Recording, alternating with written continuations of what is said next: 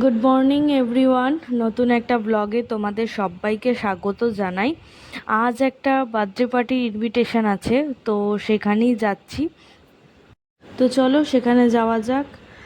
আর আমরা পৌঁছে আমাদের ব্রেকফাস্ট কমপ্লিট করে আমরা চলে এসেছি দুপুরে রান্নাবান্না করতে।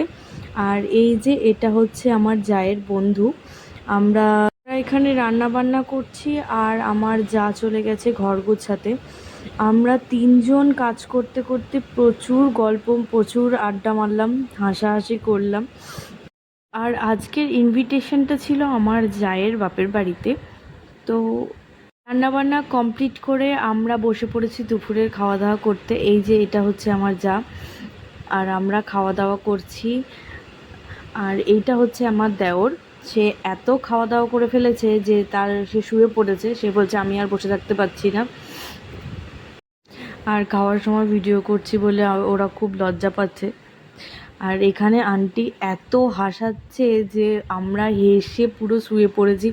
ওরা তো হাসতে হাসতে হাসতে হাসতে খেতেই পাচ্ছে না। আর এই দেখো আমার যা পুরো শুয়ে পড়েছে, এত হাসি গেছে। আর এদিকে রানু বলছে আমার পেটে ভীষণ ব্যথা করছে, ক্যামেরাটা অফ করো।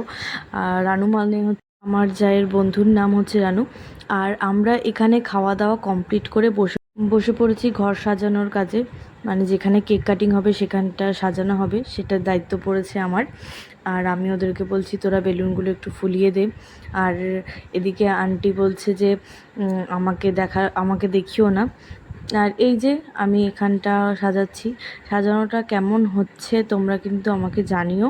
যদি কোথাও ভুল ত্রুটি হয় তো অবশ্যই কমেন্ট করো। তো এই যে ফাইনালি এখানটা কমপ্লিট হয়ে গেছে। আর লোকজন আসতেও শুরু করে দিয়েছে। আমরা এবার সবাই চলে যাচ্ছি রেডি হতে। তো এই যে আজ হচ্ছে এই ভাইটার জন্মদিন। তোমরা সবাই ওকে আশীর্বাদ করো, ও যেন সুস্থ থাকে, ভালো থাকে। আজকের সারাটা দিন আমাদের সবার খুব আনন্দে মজায় হাসি ঠাট্টা করে কেটেছে। আর আমাদের কেক কাটিং করতে করতে অনেকটা লেট হয়ে গেছিলো, তো তাই রাতের ডিনারের কোনো ক্লিপ আমি নিতে পারিনি। তো আজকের ব্লগটা আমি এখানেই শেষ করছি। আমার ব্লগ দেখতে তোমাদের কেমন লাগছে অবশ্যই আমাকে কমেন্ট করে জানিও। আর ভালো লাগলে অবশ্যই লাইক কমেন্ট শেয়ার করতে ভুলো না।